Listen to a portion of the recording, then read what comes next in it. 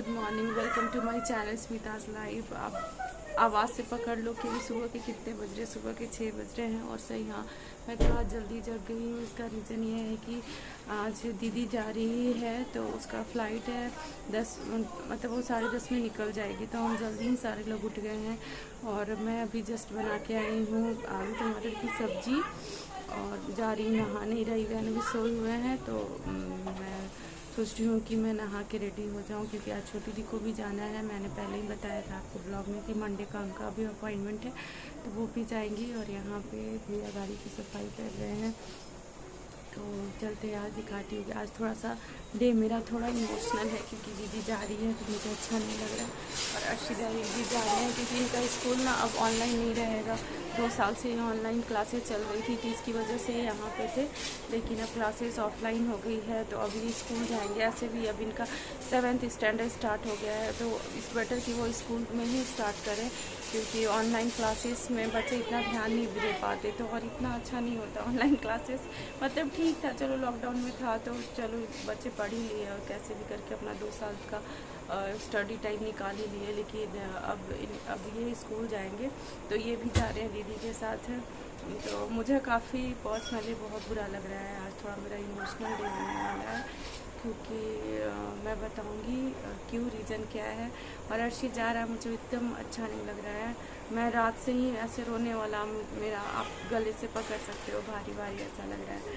तो चलते हैं, थोड़ी देर में मैं जा रही हूँ नहाने। नहा के रेडी हो जाती हूँ, फिर ईराई वैन उठेंगे तो फिर उनका भी डेली रूटीन स्टार्ट होगा।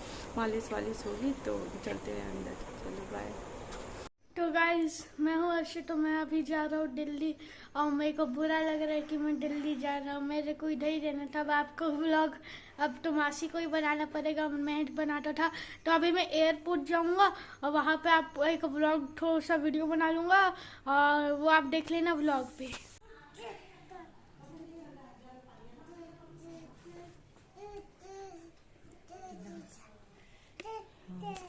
तो मैं नहा के रेडी हो चुकी हूँ और मेरे साथ जा रही है ईरा अंशुदी को छोड़ने, और अंशुदी जा रही है दिल्ली और अर्शिदा भी जा रहे हैं, और सबको बहुत बुरा लग रहा है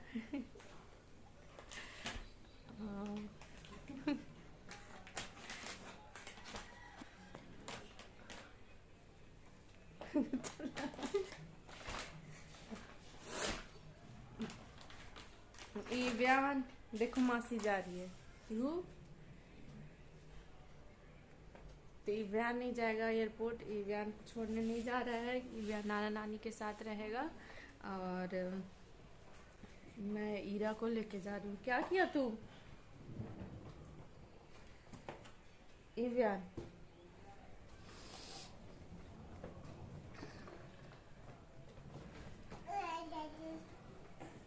तो 2 साल से हम लोग यहाँ पे थे, ऑलमोस्ट रांची में। अर्शिदा भी था, तो अर्शिदा के लिए तो बहुत बुरा लग रहा है लेकिन जाना ज़रूरी है, पढ़ाई भी ज़रूरी है, और नानी यहाँ रह जाएगी अकेले तो मैं ईरा ईवान को तैयार करने जा रही हूँ। उसके बाद 10:30 में हम यहाँ से निकलेंगे एयरपोर्ट के लिए। देखो ईरा तैयार हो गई।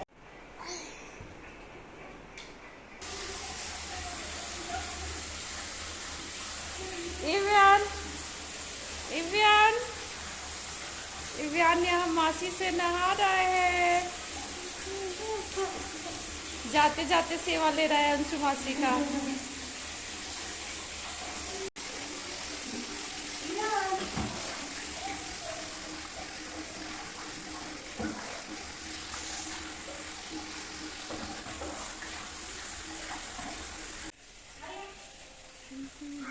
तो ईरा इव्यान को हम रेडी कर रहे हैं। मैं रेडी करके ही जाऊंगी। इव्यान को मैं नाना जी के पास छोड़ दूंगी, क्योंकि नाना जी को भी आज जाना है, तो वो थोड़ा सा नाना जी के साथ टाइम एक्सपेंड कर लेगा। और मैं ईरा को लेकर जाऊंगी, क्योंकि मासी चाह रही है कि ईरा उसके साथ जाए उसे छोड़ने के लिए, तो मैं ईरा को लेके जाऊंगी। तो मैं इन दोनों को रेडी कर दी रही हूँ पहले ही। एक्चुअली दीदी के रहने से बहुत हेल्प हो जाता था, काफ़ी मतलब ये दोनों भी बहुत क्लोज हैं उसके।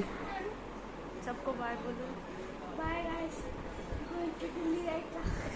दैविक तो फिलहाल बहुत खुश है कि अपने फ्रेंड से मिलेगा, वहाँ जाकर स्कूल के सारे फ्रेंड से मिलेगा। बट हमें बहुत याद आएगी दैविक की, अर्शित की। और मेरे ब्लॉग के क्रिएटर डायरेक्टर सारे यही लोग हैं, यही थे, इन्होंने ने मुझे फोर्स किया था, यही लोग ने मुझे अप्रिशिएट किया था, मोटिवेट किया था कि मैं ब्लॉग बनाऊं और सबसे जुड़ूं। तो सब सारा क्रेडिट गोज़ टू अर्शित दैविक। तो अर्शित दैविक को आप लोग थैंक यू बोलो। Thank you. तो अर्शित दैविक तुम सबको मिस करोगे कि नहीं? मिस करोगे कि नहीं? तो दैविक भी बहुत मिस करने वाला है अर्शित भी। अर्शित कहीं गया है, उससे मैं थोड़ी देर में आपको मिलवाती हूँ। तो अभी मैं हीरा बयान को तैयार कर देती हूँ क्योंकि फिर छोटी भी चली गई हैं और अंशु दीदी का यहाँ पैकिंग चल रहा है। इतने लगेज हो गए ऑलमोस्ट, फिर भी कितना है, हाँ 4 लोग हैं तो हो जाएगा, चार्जेस नहीं लगेगा। अर्शित इज़ हियर, तो thank you Arshit for everything you have done for Smita's life. और यही था मेन, यही था हम मेरे ब्लॉग का डायरेक्टर। स्टार्ट इसने ने किया था, फिर दैविक ने भी सपोर्ट किया था। कब वहीं पे है लाइक, अच्छा इसमें शेयर, इस सब्सक्राइब। हाँ, तो मैं तो अर्शित को बहुत मिस करूँगी क्योंकि मेरा टाइम उस सबके साथ बहुत अच्छा गुजरा है। मैं अभी ऐसा फर्स्ट टाइम है कि मैं इन लोग से दूर हूँ।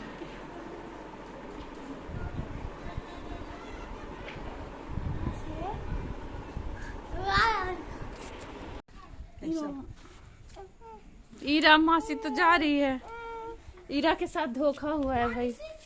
ईरा का 1000 लेके इसको 10 रुपया दिया गया है। ईरा इस नोट का कोई कदर नहीं है क्या? ईरा तुम्हारा पैसा कौन ले लिया? पैसा मम्मा ले ली तुम्हारा। डक ले गया, हम बोले तुम्हारा पैसा डक ले गया। अच्छा जा जा जा जा। फोन पर खुला है बड़ा। अब ड्राइवर कहाँ है? नीचे ही होंगे। ड्राइवर नीचे है ना, उसको ब्लॉक कर मेरा इधर।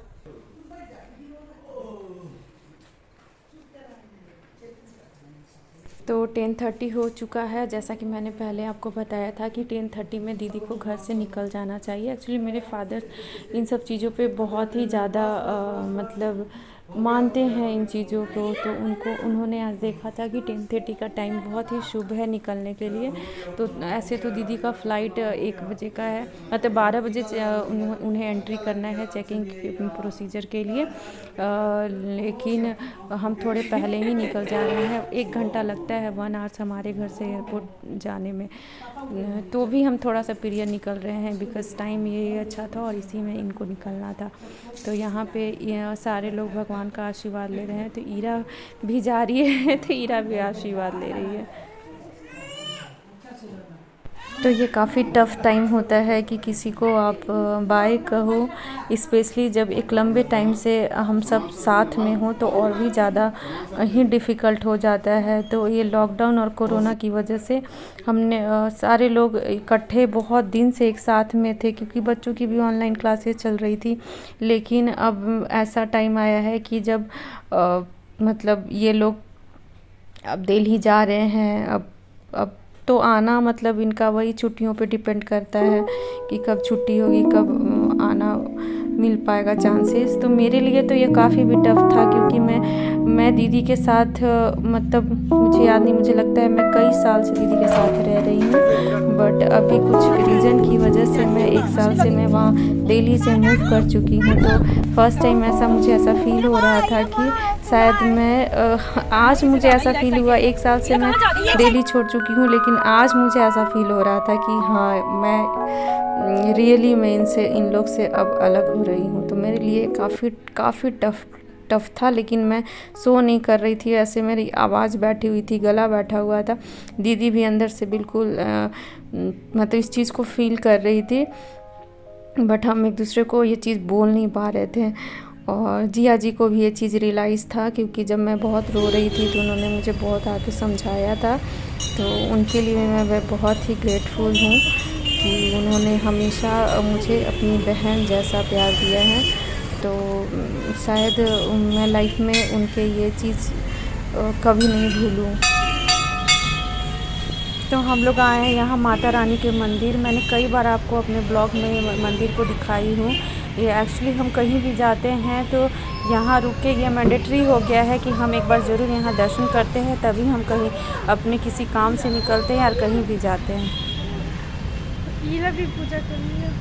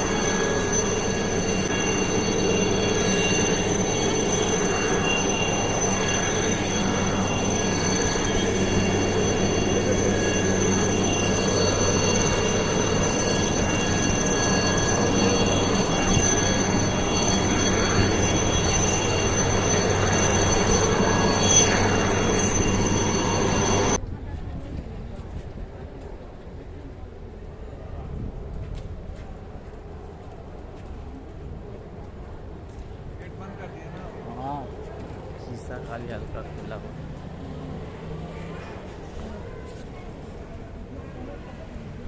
तो हम लोग एयरपोर्ट पहुंच चुके हैं। आज बहुत रश है, एक्चुअली छुट्टियां गई हैं तो उस छुट्टी में बहुत लोग घर आए होंगे, तो उनका रिटर्निंग में भी होगा, इस वजह से बहुत ज़्यादा रश था।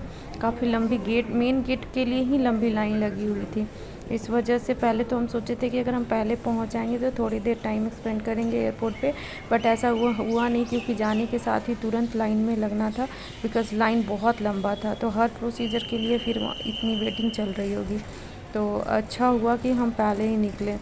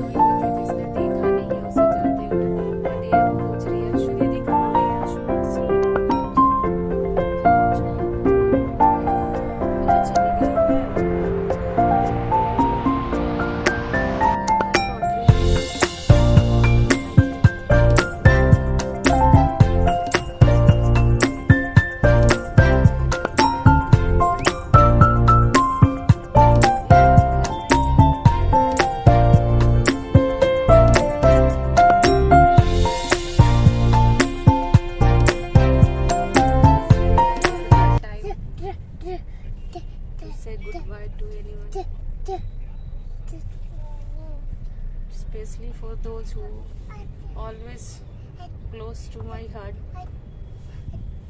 and my life. Hut? Why hut? Why hut? Hut.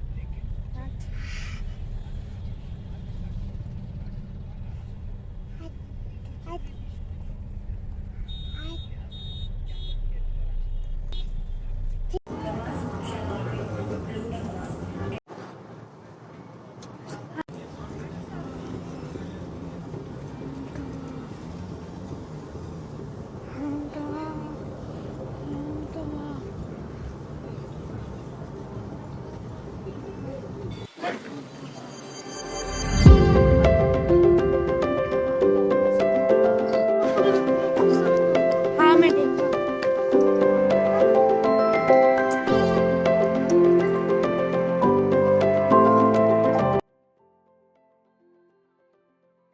Hello guys, तो आज का जो ब्यूटी टिप्स मैं आप सभी को बताने जा रही हूँ वो है कि अगर आपके अंडर आर्म्स बहुत ब्लैक हो गए हैं, अगर आपको ऐसा लगता है कि अंडर आर्म्स का कलर आपके स्किन कलर से डिफरेंट है, तो मैं आपको एक ट्रिक बताने वाली हूँ जिससे ये साफ़ हो जाएगा और आपको काफ़ी फ़र्क नज़र आएगा।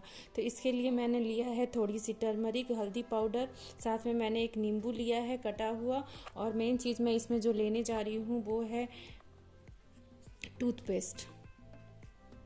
जो भी टूथपेस्ट आप यूज़ करते हो वो आप लोगे। तो चलो मैं जल्दी बताती हूँ कि इसे आपको यूज़ कैसे करना है। सबसे पहले आप अपने अंडर आर्म्स एरिया को अच्छे से क्लीन कर लो और उसमें देखो कि कोई भी पानी नहीं होना चाहिए। दैट मीन्स कि वो टोटली ड्राई होना चाहिए। तो यहाँ पे अपने हाथों पे लगा के आपको दिखाती हूँ कि कैसे अप्लाई करना है। तो अंडर आर्म्स एरिया में आप अच्छे से टूथपेस्ट को लगाओगे, एक मोटा लेयर लगाओगे।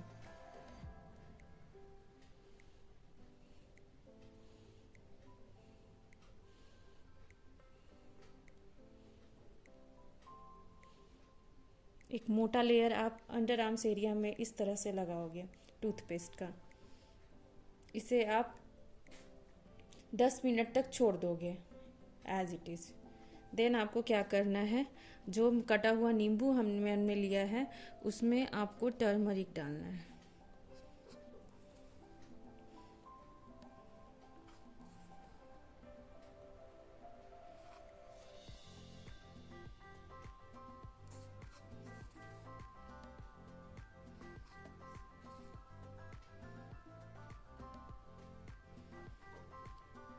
अब अच्छा थोड़ी सी आप स्क्यूज़ करोगे इसको, ताकि नींबू का रस हल्का सा ऊपर आ जाए। अब जिस एरिया पे हमने टूथपेस्ट को लगाया है अंडर आर्म्स एरिया में, वहाँ पे इसको रब करनी है। हल्की हल्की स्क्यूज़ करोगे आप नींबू को, ताकि नींबू का रस इसमें जाए, और अच्छे से आप इसे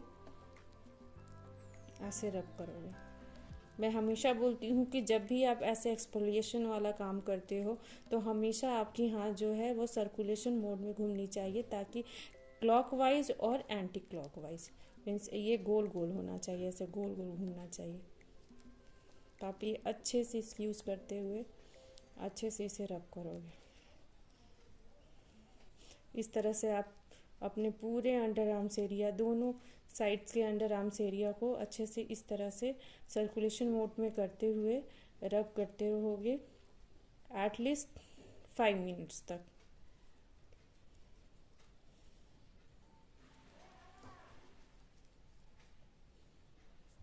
रब करने के बाद आप इसे फिर से अपने हैंड से थोड़ा सा हर तरफ लगा लो और इसे फिर से आप 5 मिनट के लिए छोड़ दोगे। ऐसे लगा हुआ ही आप अपने अंडर आर्म्स पे इस पैक को छोड़ दोगे।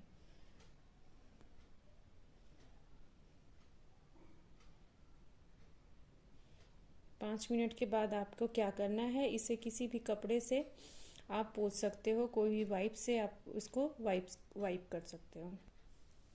अभी आप क्या करोगे, आप किसी वाइप से या गीले कपड़े से आप पूरे अंडर आर्म्स एरिया को वाइप कर दो। मैं हैंड पे करके आपको दिखा रही हूँ, तो शायद आपको इतना फ़र्क नज़र नहीं आए, क्योंकि ये स्पेशली अंडर आर्म्स का जो कालापन होता है उसे हटाने की एक ट्रिक है। और इसे आपको वीक में एटलीस्ट 2 बार आपको करनी है, अगर आपको लगता है कि आपके अंडर आर्म्स की एरिया ज़्यादा काला हो गया है। तो अच्छे से वाइप करना है इसे। तो यहाँ मैंने हैंड को अच्छे से वाइप कर लिया है। अब मैं कोई सा भी अपना बॉडी क्रीम लूँगी और इसे अच्छे से वहाँ पे क्रीम से मसाज कर लूँगी। तो ये काम आपको अपने अंडर आर्म्स एरिया में करनी है, क्योंकि मैं अंडर आर्म्स एरिया का ट्रिक आपको बता रही हूँ।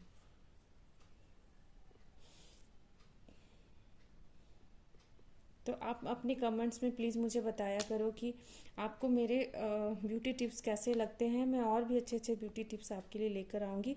अगर आपको भी कोई प्रॉब्लम से आप गुजर रहे हो तो आप प्लीज़ मुझे कमेंट में बताना। अगर आपको कोई एडवाइस चाहिए, कोई सजेशन चाहिए ब्यूटी रिलेटेड या हेयर रिलेटेड, तो मैं उसके लिए हमेशा आपके लिए तैयार हूँ। तो आप प्लीज़ अपने कमेंट में अपने ओपिनियन मुझे शेयर किया करो। एंड एक चीज़ और मैं बोलूँगी, अगर अभी तक आपने मेरे चैनल को लाइक सब्सक्राइब नहीं किया है तो प्लीज़ फटाफट लाइक करो एंड सब्सक्राइब करो, क्योंकि मैक्सिमम सब्सक्राइबर आएंगे तभी मैं इन सब चीज़ों पे काम कर पाऊँगी। Okay, bye.